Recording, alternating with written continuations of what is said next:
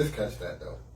No, but it refreshed my memory. You know what I'm saying? It resonated a little more. A little more. You know what I'm saying? Just like shit. I'm about to buy Decoded again, right? The book. Just cause now when I hear Hov, we read that when it first came out, you bought it. And what's today? Today's the 6th. Somebody stole my So shit. happy belated birthday. Happy belated birthday to my street father, man. You know what I'm saying? My music father. You know what I mean? But it got me through everything. I hear his music now and certain shit that he says. You got a segment dedicated to Hov today? We could. It wasn't on my mind because it just slips my mind sometimes. But what I was saying, I hear certain shit in his bars, and I don't mean from when he turned 35 plus years old. I mean when he was 26, 27. I hear certain shit in his bars on that Flex Freestyle. Yeah, that he was saying about the community and about his people. You know what I'm saying? But like he says, I could have rhymed like common sense, but truthfully, I made a couple meals, so you know what I mean? Listen, when your sense got that much in common, and you've been hustling since, your perception, fuck perception. Right, so since you said that, sense. we just gonna say say what I'm up against. What? We just He gonna was say always talking. shout out to everybody out there that's still, you know what I mean, essential and still working and still doing their thing. And if we come to a shutdown, it's needed. Don't complain about it. It's needed, and let's fight through this like they did in the early 1900s, the Spanish flu and all that. You know what I'm saying? So, yeah, you can start that. We'll get into a whole tribute. You know what I mean? What does Hov mean to you? Everything. That just sounds like everything. Bro, Hov means so much. I remember at a time when I forget which rapper it might have been that died, but I just thought of like Hov dying, and I cried. One of these recent. No, this was years ago. Cause that's what I think about, like XXXTENTACION. I'm not gonna see what the end of his career and what he could have did. You know what I'm saying? I'm not gonna be able to see him at 50 years old like Hov coming with a title and giving people money to come out of jail for Father's Day and all this extra stuff. You know what I'm saying? I'm not pushing for because we've seen it and incarceration for the 3 summers that X was hot. He was in his hood handing out PlayStations and shit. Not only just that, but when I was in 9th grade. The walkout. I believe I was in that was 9th grade too, right? I was in 9th or 10th grade. So when he told it was 10th grade. It was 10th grade. That's when Easy got the concussion. Broke his fucking arm. Yeah. Nah, we was freshmen because my boy Rich, Big Rich, was with us, so we was freshmen. So I was still in 111, and Margarita was like, "Yo." We was freshmen because Snoop. This is when I seen there was a difference in Margarita. Shout out to Margarita. Yeah, if she wasn't one of the biggest Hov fans, bro, but shout out to her because we was in 111. Shout out to B too. Yeah, that's Carter. CEO, you know what I'm saying? Shout out to Miss Carter, stop playing. But she told me, she said, "Yo, Hov just said that we should walk out of school and go get da-da-da." I was like, oh. But that wasn't for y'all. That was for high school students. He didn't want. Yeah, but she still heard that shit, bro. Yeah, her brother was in high school. Bro, when he said that, and niggas was in school, like, contemplating if they were going. Freshman year, niggas still going to class and shit. It was Hov, bro. But that's Hov when he speak. He told us to come to City Hall. And our whole shit was, are we going to make it? I was like, nigga, I don't give a fuck. This Hov. I'm out. That's when Easy broke his arm. Chicks at the rally. That's what it was. Easy came back to the thought that my boy was slick looking like the cop from Police Academy. But yeah, chicks thought my boy Nate was Mario.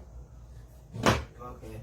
He was dancing doing that. Yeah, it was lit. You know what I'm saying? Hov is very important in my life and my upbringing.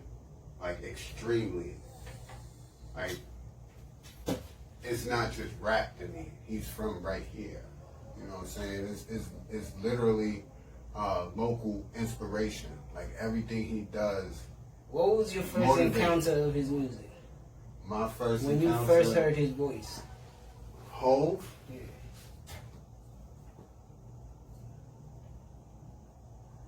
See that's a stump. Now I gotta think. I can't tell you when I first heard Hove, I ain't like him. So it had to be one of those tracks where he was over with Jazzo? Jazzo? Nah. That shit before that when he had the headband on and he it was was nothing jazz? before that. It might have been Okay. might have been Can I Live. That might have been the first whole song I heard. And by that time you were a big fan. I was. By that time you were a big It fan. was big or nothing, bro. Yeah. It was big or nothing. Nobody was touching big. And then I heard Hove. I believe it was Can I Live. I know I was in the car with my pops. A lot of my first songs and first like ear pops is in the car with my pops driving. I believe it was Can I Live. My father liked that. He liked those Can I Lives, those Nas, If I Ruled the World. He loved those. Yeah. I love Big because he was telling me shit that I didn't know. And it was gangster, and I wanted to be a little gangster when I was with him. So I related to, I liked Big, and I seen him. Yeah. Hove, it was Can I Live, and then I heard him, I believe, on Brooklyn's Finest. And from there, it's just been Sean Carter, bro. Like, that's all that's all I can remember. Big died, and once Big died, I cried, I was hurt, it was like, damn. And it was like, what now? And then Hove did, You belong to the city. Black Street. And the whole first verse was to Big. And that verse, it wasn't the Locks, it wasn't Diddy, who were the bad boy camp and who I was getting in tune with. I was in tune with Diddy already, but the Locks, because they were painting them as like Biggie little shooters and shit. But that whole track made everything feel okay. In a sense, it made it, and then the album just kept going. going. The way he ends that verse. The city is mine. I got y'all. So from there, because he learned what he had to from Big when he had the chance to. You know what I'm saying? Yep. With them rocking on the mic together, with them being on the stage together. I love the dope more than you know. Hove was the first rapper that I lived with, as in studied his music. Clap the doors off your hat and rolls. It was shit like that where I was like, snap like cameras. I'm like, this nigga's on track with Big. Like, I'm used to Big smashing everybody except for probably Meth. I'm used to him smashing everybody. I'm used to him doing kicking the doors where you know that was for Wu-Tang. Yeah. I'm used to that. So it's like, yo, this nigga Hove first might have been better. Yeah, because Brooklyn's Finest. It goes back and forth. I don't know who got who on that track, They but rapped. they both went crazy on that shit. But Hove was the first rapper that I fucking lived with. Like I said, I studied his shit and all that. And I think it is for a fact. It's mad shit that you did. You know what I'm saying? Like, you gave me that volume 2. You gave me that volume 1. Volume 1, the brown disc. With that song. And then I have nothing but official shit back then. I had official. I was going. Yeah. How old was I? What's that? 8. So I'm 11 years old, going downtown to Beach Street. I'm listening. Buy Hove. At that time, that's when I was fading off the pop shit. Right. And I just started getting That's into why I that gave you shit. volume 1. So I'm listening to Busta. Mm-hmm. I'm listening to Big a little bit. I'm listening to Q, LL, you know what I mean? I'm listening to them dudes, and then Core was like, alright, you on your shit now. Here. And he gave me that album. And then that's when I fell in love. Even though that's not one of his, I don't think that's one of his best albums. When I gave that to you, Volume 2 was already out. Yeah, so you wanted to get it. So that's when we rock into before you listen to anything, I gave you Volume 1. What was the song for that song? This shit with Ja Rule. Can I get a? Yeah. So we listen because Rush Hour. So I'm listening to that and I'm like, yeah, this shit hard right here. You know what I'm saying? And then, yeah, you gave me that. So then before I gave you Reasonable Doubt. Yeah. So now I'm falling in love with it. You know what I'm saying? I'm like, damn, he's saying Marcy, that shit is like up the block. I've been there before. You know what I'm saying? But then when it came to like later projects, cause what molded me was. And it's gonna sound crazy to you, and you hate when I say this shit, but it's just cause the situation I was in that period of my life is Kingdom Come. And when you go back and listen to that album now, it's nothing but hits on that shit. That album is fucking hard, son. That album is hard. But I was in a shelter, and it's like everything was resonating with me. And then you go back to listen to everything before that. I remember sitting in my crib listening to Blueprint 2. Guns N' Roses with the fucking lights off, big stereo system. You know what I'm saying? I remember all that shit. He was just the inspiration to everything that was going on in our neighborhood. You know what I'm saying? To everything that was happening, and not just that, but what I was going through as a preteen and a teenager. Because I never was. It got to a point where I wasn't a kid no more. Yeah. By the time I moved to Madison in 1996. When I'm 9 years old, not a kid. Yeah. You know what I'm saying? That's shit that bugs me out. I was 9. You know what I'm saying? And my ears and eyes and experiences was already open to so much. It was scary to take on in. Yeah. Hov, explain to me exactly what was happening and what can potentially happen, whether it's negative or positive. And how to move through it. Before he told me how to move in a room full of vultures, he was telling me how to move around these rats and roaches. Yeah, and that's you understand that? Like a lot of people don't grasp that, and they be like, don't ever say Hov. Hov is the fucking GOAT. He's the GOAT. Like, for too many different reasons. He is the greatest rapper to ever live. For too many different reasons. Don't disrespect him, man. It might be like you said, Hov know he not fucking with 3 Stacks. There might be some rappers that might be just talent. A tad bit like more. Let's say in sports terms, more athletic than him or some shit like that, right? Have more of a gift. But he Tom Brady, he Michael Jordan, he that hustle nature, man. He knows how to bring something to life. You know what I mean? He had people thinking Bleak was gonna be him. You know what I mean? And you couldn't tell me that he wasn't gonna. I love Bleak because of Hov.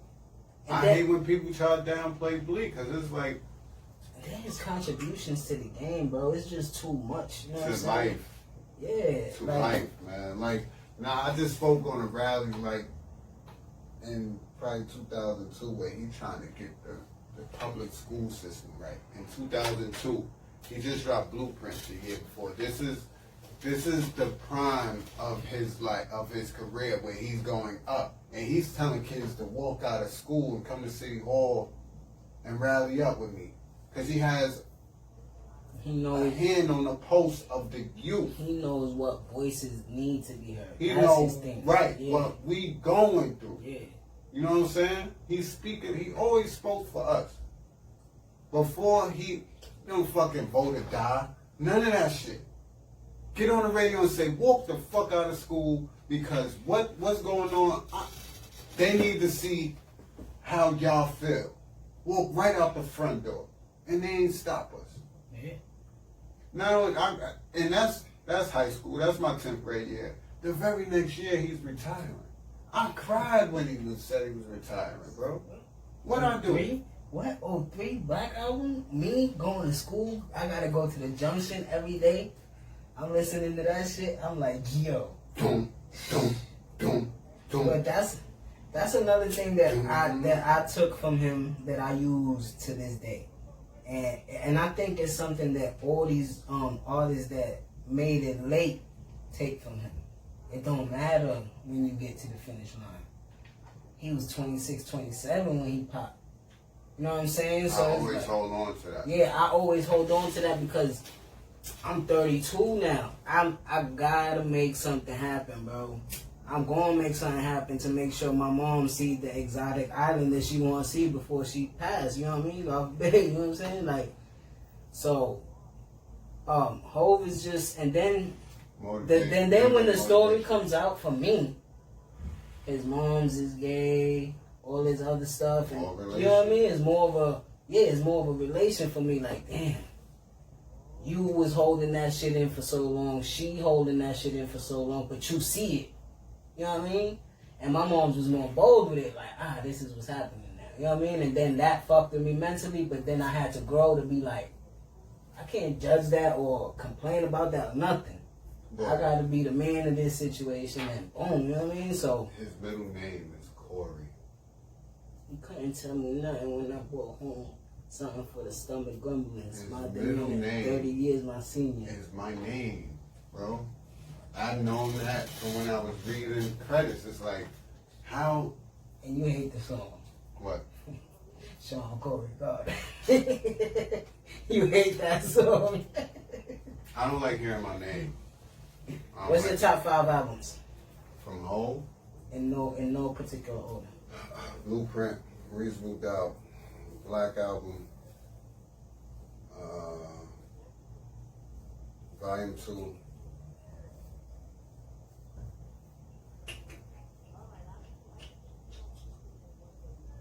What didn't I say? Dynasty. All early, man. Because, and it's for the simple fact that all 5 of those albums molded me to be who I am now. Like you just said, I see that in you. Mm-hmm. You know what I'm saying? I embodied that. It's and the only time I see you get out of character is only with me and you alone. Yeah. Cause you could be like, you know what I mean, fuck all this, and then you go and be calm with everybody and just be like, all right, cool. I have to be. And that's something I ain't learned from Hov. I learned that from Nip. It's Hov and Nip. Those are 2 people. Blueprint, Reasonable Doubt, Black Album, they always gonna be in there, right there, because they the blueprints per se. But I'll just, American Gangster, I'll go with volume, you said 2. That's Hard Knock Life. That's all of it. Reservoir Dogs. I'll go with volume 2. Volume 2 is cool. Money, Cash, Hoes. Those 3, volume 2, American Gangster, and I'll throw, just because I love it, Kingdom Come in there. Blueprint 2 was great. Dynasty was hard because he introduced Kingdom Come was everybody. almost his least favorite album for me until he dropped Holy Grail. Magna Carta. Yeah, that album it wasn't a miss, but it wasn't a hit. What? Magna Carta. It was a miss. It wasn't a hit, but it wasn't a It miss. was a miss. 444 creeping in his top albums. It's a great album. It got replay value to it. Blueprint 3 was cool, but I don't know if it should have been in the Blueprint vein. You could have named it something else. You think? Yeah, right? Watch the Throne. It's a great album. You like Best of Both Worlds still, or? Hell yeah! Not, Listen, Best man. of Both Worlds was I'm hard, not. bro. I'm not gonna go. I'm not gonna go play it. Milagros crib. I'm not gonna go play it. We're not gonna act like both them shits is 2 failed projects. That music was just good, right? Both projects failed due to one time where he had the urination case, and the next time, I think he was just being a diva, and Tata allegedly had to, take action. But yeah, I still I love them verses from Hov on there. Hov Like, hit in the mixtape world too, y'all. Don't act like y'all. I mean, for this generation, of course, it's Wayne and probably whoever else y'all name, but Hov was in the mixtape world too. It was there for Wayne to do that mixtape shit because Hov had already killed it. And he was doing it without making a bunch of videos. He'd probably do 2 videos for an album, go listen and cop my shit. You know what I'm saying? Like, it was just different growing up, like with Jay-Z as the #1 rapper in the game. When he got his traction, he brought Michael Jackson out on Summer Jam before he was doing them shits in the Meadowlands or MetLife, whatever they want to call it, before with no cameras. And none of that shit. He brought Mike out. You seen the picture? But the new White, not old, dark, black Mike. No nose, pale face Mike. Nigga said, but the new improved Hov hit like Albert Pujols.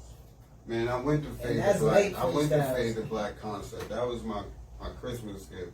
I believe Fade the Black might have been November 17th, 2003, some shit like that. I know it was the week before Thanksgiving. And that undoubtedly next to my children being born, but I only was able to see one of them be born. I was hating. Nigga came up to me, nigga said, yo, you know what my mom gave me for my birthday gift? I said, what, bro? Nigga said, I'm going to see Hov. I said, bro.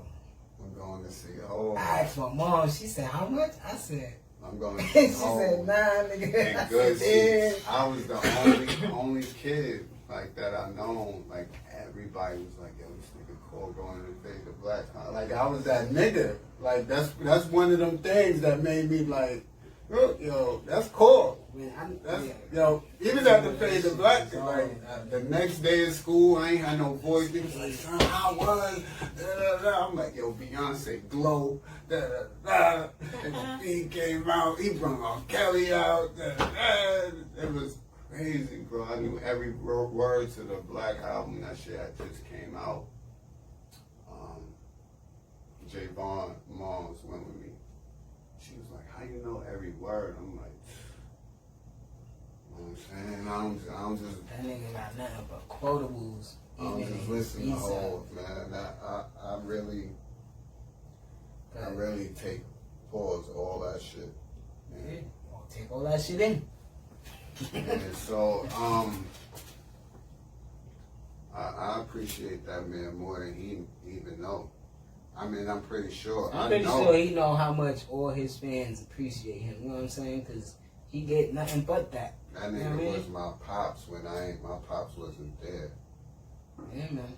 Like, that shit matters. That's why when a lot of these kids talk about artists that they listen to, I understand why. I get it. Yeah. Because that shit, too, he had a lot of mistakes in his career. And he showed you how to be a man and be like, yo, listen, I did that. I mean, let's try to fix that and move forward. You know what I mean? Yeah, I've been really thinking, like, never get married. Me give my heart to a woman, not for so nothing. So it's gonna take another 6-7 years for you to get into the movies in there? Yeah, I'm 30. Because it's gonna take some time for his brainwashing from those first 15, 17 years, you know what I'm saying, to get now to massage your brain to what he's doing. Because it's gradually happening now. You know what I'm saying? I still apply a lot of shit to what I do and what I'm trying to do, but I also have my own now, off my own experiences and shit, so. Yeah, but shout out to Hov, man. More life. Keep doing what you're doing. Half a century plus one. Keep pushing our culture, man. Keep opening these doors, and hopefully one day, before both of us or all 3 of us are gone, we could be sitting in front of you talking some business. You made it possible for all these QCs, all these labels that do their thing. You know what I'm saying? I mean, not just him, but he pushed it to a level where nobody else. In a way, it was really formulated. You know what I mean? Like, yeah. Of course. Because we know Master P did it exactly how he did it in the beginning, but the way Hov saw that and said, hold on, finish the job. Right. Boom, finish it. You know what I mean? If you're going to put 28 albums out in 1 year, make sure them shits is slapping niggas in the forehead. You know what I'm saying? Yeah. And that's why he took control of the music industry, because he took control of the tri-state area. He took control of Philly. All the music runs through there. If you want to go through music, it goes through New York, Philly, Connecticut. Their whole label the was radio Philly. waves. You know what I'm saying? When So you look at it, their whole label was Philly. yeah. Then Chicago. Then you move. You keep moving. You know what I'm saying? So shout out to that man, man. Going Shout in out to business Sean like Corbin that. You know what I'm Carter. saying? All right.